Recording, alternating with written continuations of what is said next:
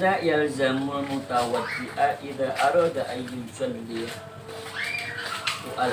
Mada yalzamu al mutawaddi' idza arada an yusalli. Apa yang wajib dilakukannya oleh orang yang sudah berwudu jika hendak melakukan sholat? Nah, kita udah wudu ya. Apa ini yang sudah dilakukan ketika udah berwudu kita mau menjalankan sholat? Ya, ini diperhatikan ini ya. Apa yang dilakukan apa saja? Yalzamuhu ya, yang tidak dilakukan orang yang sudah berwudu itu ketika mau sholat, toharatu malabisihi, ya, mensucikan pakaiannya. Ya, pakaiannya diteliti udah suci kah belum? Ya, ada najisnya enggak, seperti itu diteliti. Ya, kita udah wudu, udah suci, kita udah wudu, tapi pakaian kita kotor. Ya, itu kena kotoran atau kena pipis anak kecil atau yang lain, diteliti ya. Wa makanihi, dan juga makannya. Apa makan itu? Tempat apa? Tempat yang buat kita mau sholat itu juga harus kita teliti terlebih dahulu ya. Toharatu malabis ya, makan ya. Tuh. Dari apa? Minan najasati, dari najis, disucikan dari najis. Ya, jadi nggak boleh asal badan kita udah suci ya, pakaian udah suci tapi tempatnya nggak suci, nggak bisa ya. Dari itu kita harus perhatikan. Hanya kalau ngepel lantai juga nanti ada pelajarannya bagaimana cara menghilangkan najis. Nanti kita nggak pakai alas ya, langsung di lantai, padahal kita salah dalam mensucikan lantai tersebut sehingga itu lantainya masih najis. Kita sholat di tempat yang najis, berarti tidak sah ya. Jangan mentang-mentang udah wangi kok Ustadz, udah dipel, tapi kita salah ngepelnya. Misalkan kita itu ada kencingnya anak ya, itu langsung kita pel, itu najis semua lantainya. Jadi buat sholat, kita sholat di tempat yang najis meskipun udah bersih ya. Bersih itu berbeda dengan suci. Udah bersih, udah wangi, tapi masih najis secara hukmiyahnya. Nah, ini nanti harus diperhatikan ya. Pakaian udah wudu, udah bersih badannya juga dari najis maupun hadas, udah pakaiannya udah suci dari najis, kemudian tempatnya nggak diperhatikan, itu pun jadikan jalan. Kalau sampai tempatnya najis, berarti sholatnya tidak sah, karena sholat itu harus suci badan, pakaian, dan tempat dari najis. Nah, bisa dipahami ya. Begitu, berbeda dengan puasa. Puasa kaosnya kena kencing batal, Pak Ustadz, kagak. Sholat itu berbeda dengan yang lain ya.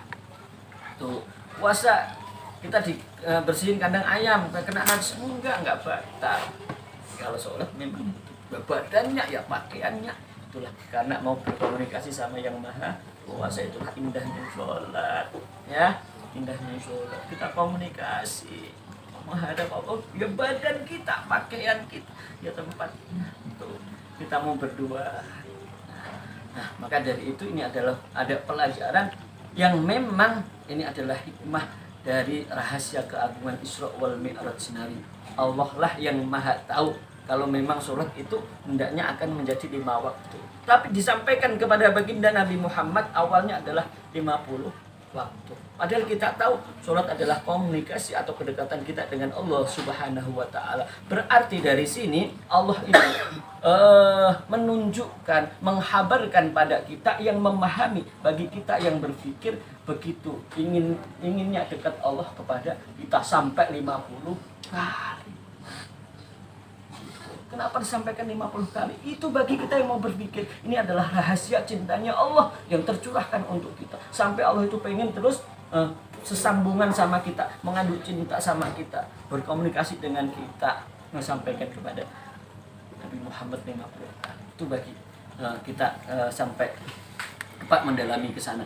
Nah, kemudian akhirnya ya dapat keringanan hingga 5 waktu. Namun secara pahalanya adalah sama juga yang 50 waktu, karena satu waktunya adalah ditingkatkan menjadi 10. Jadi sama 50 waktu, tapi kita tahu bahwa inilah yang Allah kabarkan keinginan Allah dekat dengan kita sebagai hamba-Nya.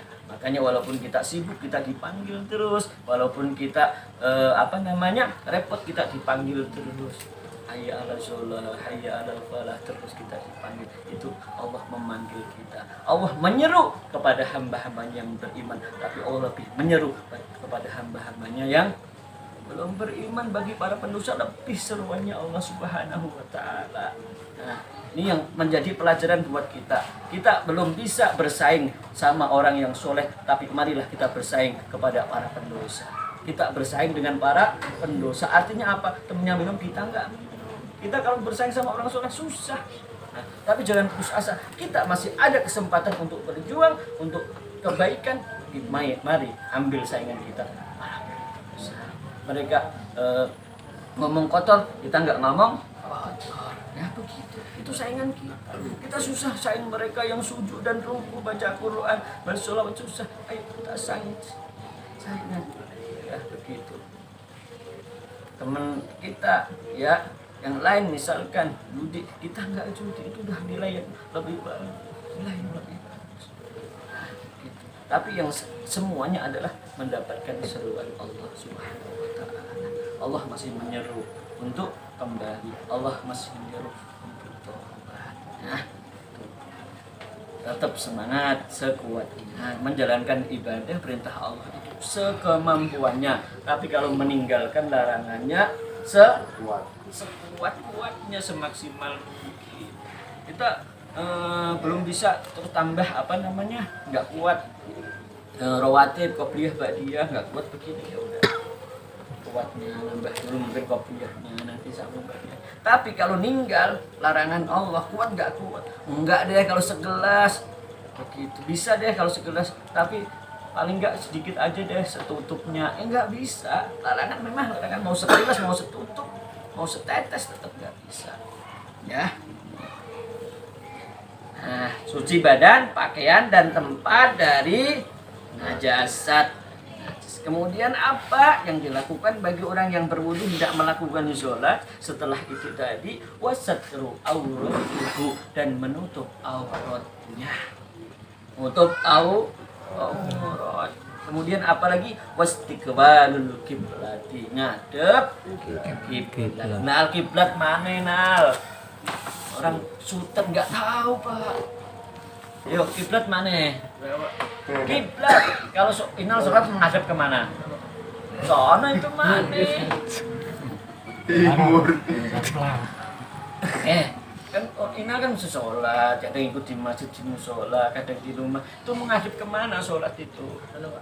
Sono mana? Kiblat itu mana? Kemana sih? Sono.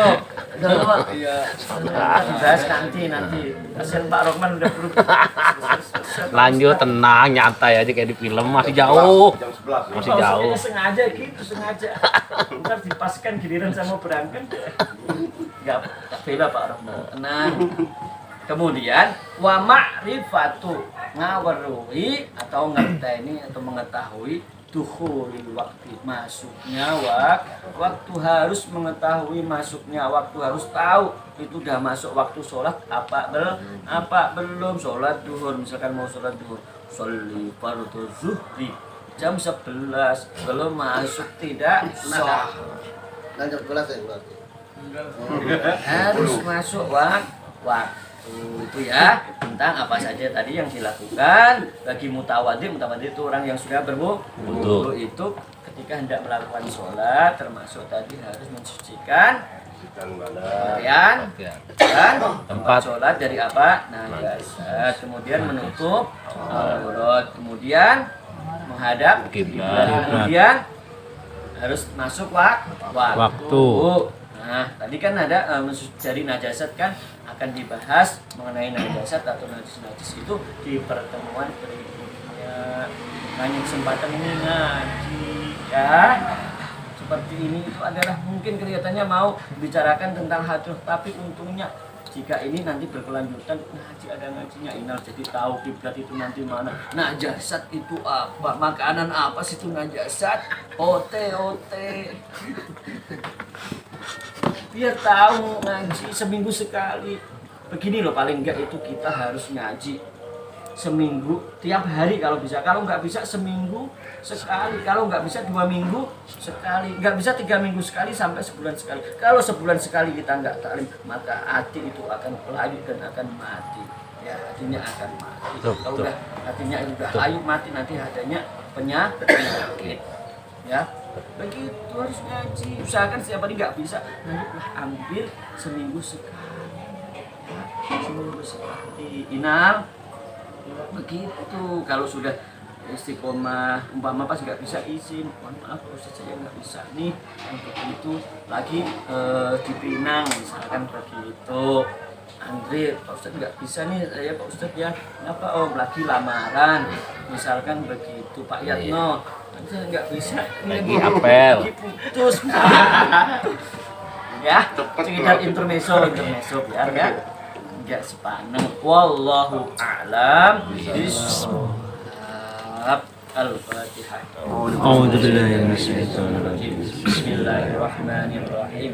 Alhamdulillahirabbil alamin. Arrahmanir rahim. Maliki yaumiddin. Iyyaka na'budu wa iyyaka nasta'in. Ihdinas siratal mustaqim. Shiratal ladzina an'amta 'alaihim. وأنا يا كريم وأنا يا رحيم اللهم إنا نسألك بحق الفاتحة آمين. وبنور الفاتحة آمين. وبسر الفاتحة آمين. وبكرامة الفاتحة آمين. وببركة الفاتحة آمين. افتح لنا يا الله أبواب آمين. افتح لنا يا الله آمين. أبواب فتوح العارفين آمين. وأن تجعلنا من أهل الخير وأن آمين. تتفضل علينا بكل خير سبحانك اللهم وتحيتهم فيها سلام وآخر دعوهم أن الحمد لله رب العالمين. اللهم صل على سيدنا محمد وأشفر الظالمين بالظالمين. اللهم صل على سيدنا محمد وأسبر الظالمين بالظالمين وأخرجنا من بينهم سالمين وعلى آله وصحبه أجمعين. الله ربنا على النور المبين أحمد المصطفى سيد المرسلين وعلى آله وصحبه أجمعين وعلى آله وصحبه أجمعين. Assalamualaikum warahmatullahi wabarakatuh. Waalaikumsalam warahmatullahi wabarakatuh.